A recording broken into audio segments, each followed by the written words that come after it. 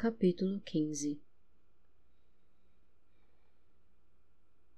A rainha Branca Coração de Neve estava no salão real do Grande Paço e estava agitada.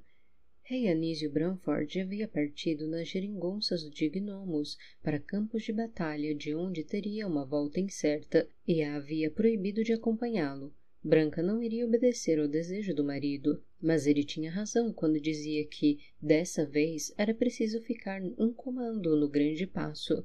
Em uma guerra de proporções como aquela, notícias urgentes poderiam chegar, tratados poderiam ser rompidos, decisões teriam de ser tomadas, recursos teriam de ser divididos e enviados, e quem viesse ao Grande Paço deveria encontrar um ponto de referência em momentos de loucura. Além disso, havia outro argumento de proporção em simpatia e popularidade equivalentemente inversa à importância. Em verdade, ninguém sabia quanto tempo duraria aquela Primeira Guerra Mundial, e manter um exército em uma fronteira como Arzalo exigiria um custo altíssimo daquele reino, custo este que teria de ser repassado para a população. Na prática, isso significava aumento de impostos, racionamento de alimentos e orações aos mortos. Exatamente tudo o que um rei precisa fazer para diminuir sua popularidade e incitar revoltas de seus comandados. A par disso, só havia uma forma de um rei sair menos ileso de uma situação tão destrutiva. Seu reino precisava vencer a guerra.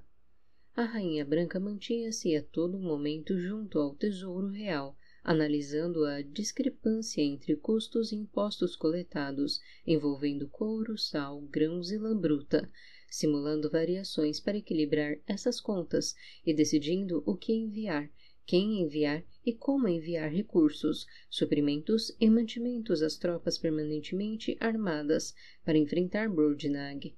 Tudo tinha de ser muito bem pensado, o Grande Paço nunca poderia ficar desprotegido e, ao mesmo tempo, não seria inteligente poupar um bom guerreiro da paliçada de guerra.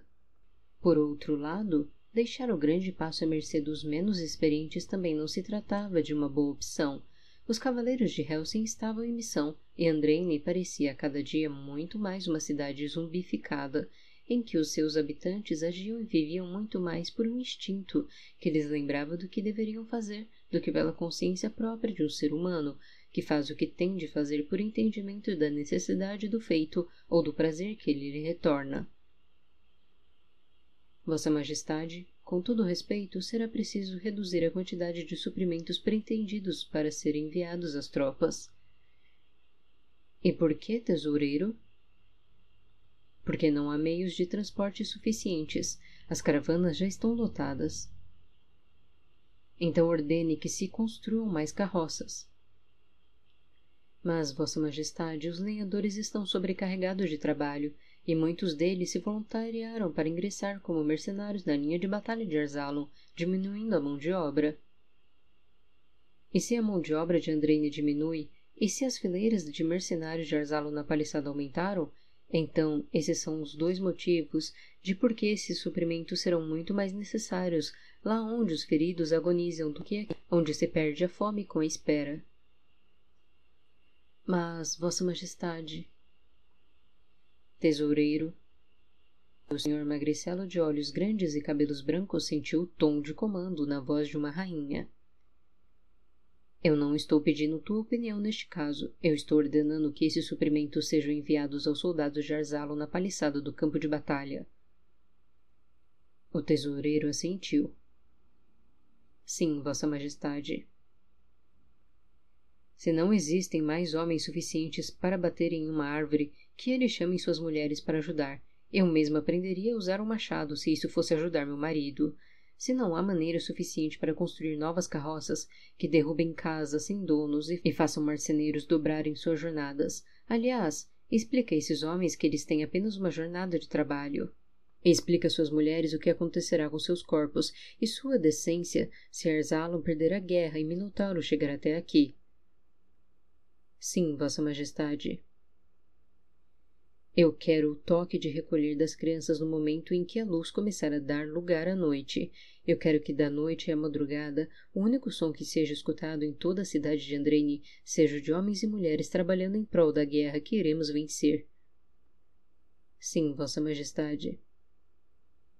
Eu quero que pombos correios voem por Arzalon e levem essas notícias, e quero que convoques bardos para o campo de batalha. Bardos, Vossa Majestade? O tesoureiro se assustou em meio a tudo o que anotava da maneira mais rápida que conseguia, com a pena e letra ilegível para outro alguém que não ele próprio.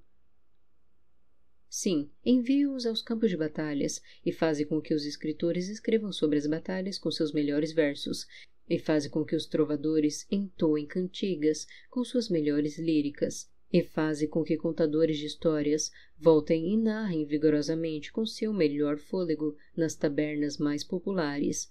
Se eles não servem para segurar a espada, que sirvam a esta bandeira usando a pena, e é assim que uma vitória não é esquecida. Sim, Vossa Majestade. E o Sr. Magricelo saiu com um olhar naturalmente esbugalhado, enquanto, ao fundo, Branca Coração de Neve se sentava no trono destinado aos reis e apoiava o rosto sobre as duas mãos, com os cotovelos dobrados nos braços da cadeira. Sentia o mundo pesando nas costas como sentiam os reis que ali se sentavam, e merecia se sentir assim. Majestade? A voz vinha de um soldado inexperiente que cumpria o papel da figura que anunciava visitantes a um rei. O tom com que se dirigiu à sua rainha era muito menos onipotente do que deveria, mas o pobre rapaz soava como em uma época de aprendiz, e a rainha não se importou com nada que fosse supérfluo naquele momento tenso. O que foi, soldado? Ela disse, dentre uma inspiração pesada. Vossa Majestade, existem 2 visitantes que pedem por uma audiência. A rainha ergueu a cabeça e estranhou. 2 visitantes? Sim, Vossa Majestade, uma delas afirmando se tratar da confiança de conselheiro e general Sabino von Fígaro. Branca modificou a posição no trono. Esta confiança foi ratificada?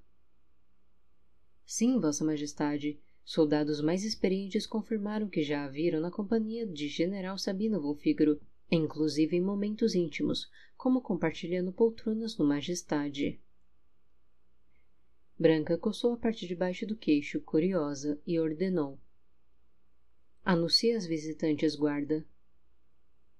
O guarda colocou-se em posição e disse na voz mais potente que conseguia reproduzir, claramente incomodado com os títulos que lhe foram apresentados pelas visitantes. Vossa Majestade, a sacerdotisa Lenora Viotti e sua aprendiz, Ariane Narim. Madame Viotti e Ariane entraram no salão do Grande Paço. No momento em que se olharam pela primeira vez, aquelas 3 mulheres já sabiam que estavam prestes a participar de uma parte da história do mundo. E estavam mesmo.